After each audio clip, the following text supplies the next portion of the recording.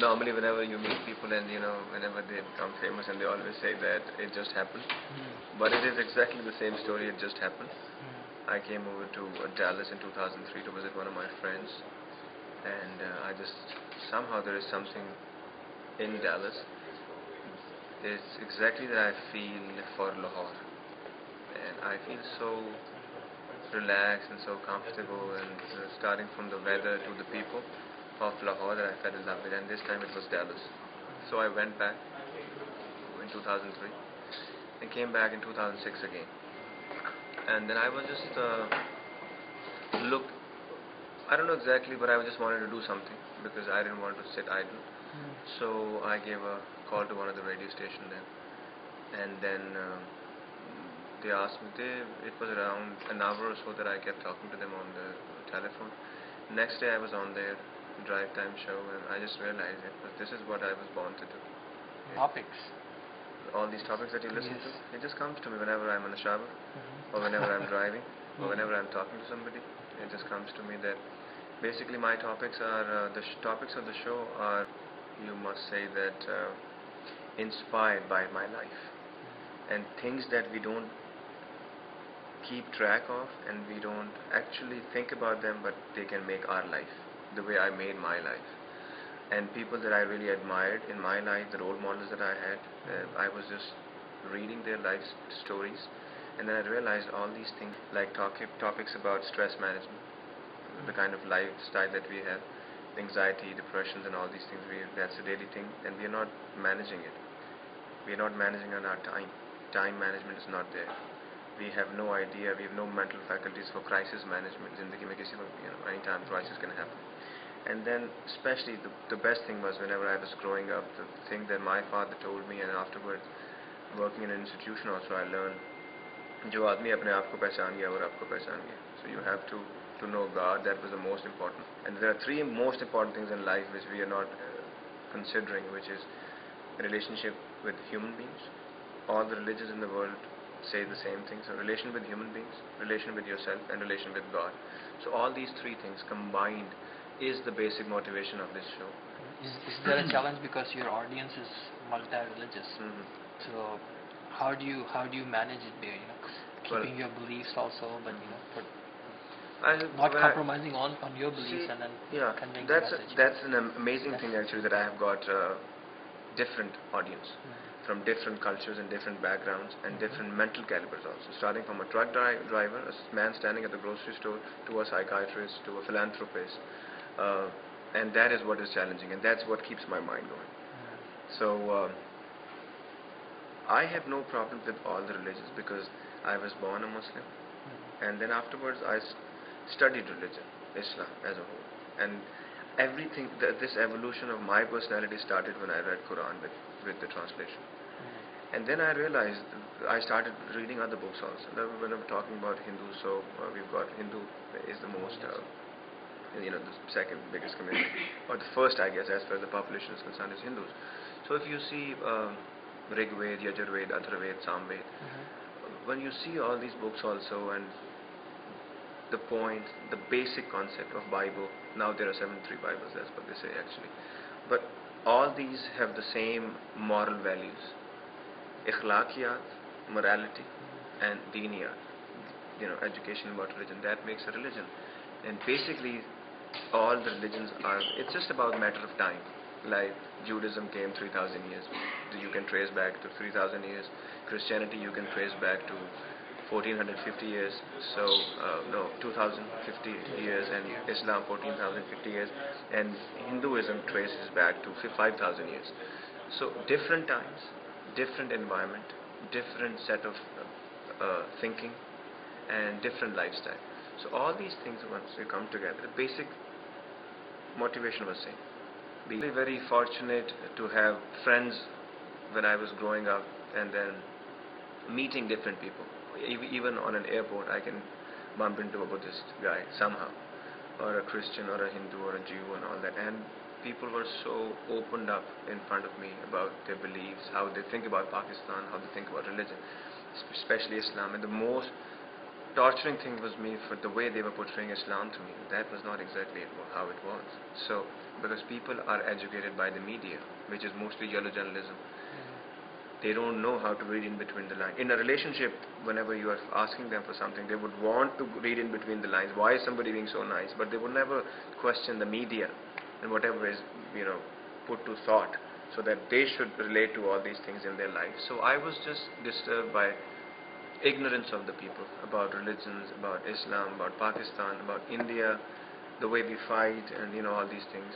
And if we are not going to educate ourselves and our kids, we're going to lose our kids in riots tomorrow. What kind of things you learn from the show, from your audience? Oh, my learning is amazing. I've learned about myself. The most important thing is the way we interpret ourselves. Things that I used to overlook in myself, I gathered that. And then it's the difficult most thing that you can ever do. Working on stage and working on the radio is the most difficult thing, because it's an interactive thing. Anybody can come on there and say anything. You have to learn to control people. You have to learn to control your own emotions. You have to learn to be focused on the subject that you're talking about and come out with the conclusion daily in the end of the show.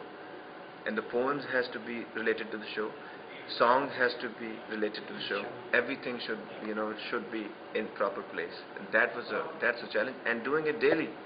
So, who was your most difficult caller? Do you remember anyone? Actually, difficult caller, I would Or say. how do you say that someone is a difficult caller? Actually, I am yet to find one, because people are so much into.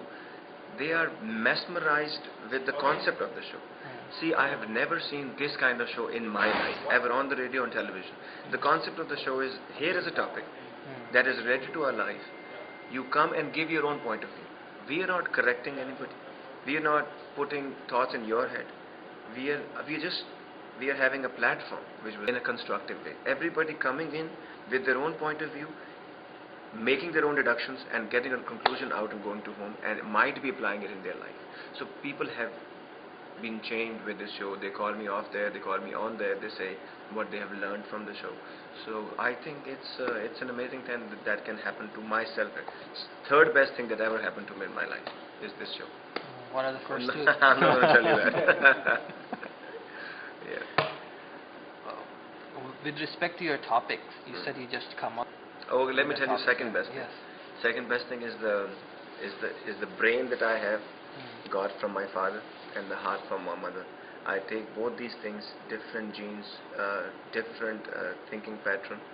One thinks with his brain, other things with her heart. For the combination of this, I consider the second best thing that ever happened to me in my life. Okay, and the first? Are you going to go there? First, I'm not going to tell you. Okay.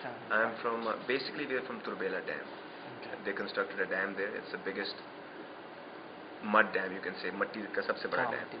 And then we migrated from Turbela to Haripur, and then we've been living there. Okay. What type of books you are reading for the show? Is your I mean, you said you're coming up with just ideas, but I mean, what specific topics you think we should address in our community, especially in the DC and the Muslim community? Mostly, as far as people think that I'm into reading a lot, but can you imagine when I came to Dallas? It's been about 14 months that I came to Dallas this time. So I just read 2 books. 2 books as a whole. Actually, whatever we are saying in this show, it doesn't come from a book. It comes from my life. It comes from what I've seen. It comes from my own thinking. It comes from what I have read when I was young. The story sounds when I was young, I used to think about, why am I feeling this way? Why is my behavior a run-of-the-mill kind of behavior? Why can't I change myself? Why can't I change the way I think? Why can't I change my mental conditioning? So whenever I joined a profession, I had 400 to 500 people, I can't say under me, but with me, that I was responsible to take care of, with different languages, and they had a different mental caliber. So dealing with them, and they had a different attitude toward life, dealing with all these things on a daily basis have carved out this show. Do you think having the show in Urdu kind of limits the message, or you're planning on reaching the Actually, I love it that it's in Urdu. Because see, it is extempore, it is coming from within at the nick of the time, right away. But it limits me. But it's not just Urdu that I'm trying to speak in this show. It's Urdu, it's English, it's Punjabi, it's Hindko, it's Pashto, and it's Hindi also. There are 6 languages. So my mind is, whenever you're calling me up, I can exactly tell who is calling, what's his background, because I start telling few things that people are like, for example, somebody called and I said, a lady called and I said, you are very finicky about cleanliness. Did you listen to her or not? I don't know, but she was. Urdu is very convenient for me, but I have to make it, but now my conscious mind is working.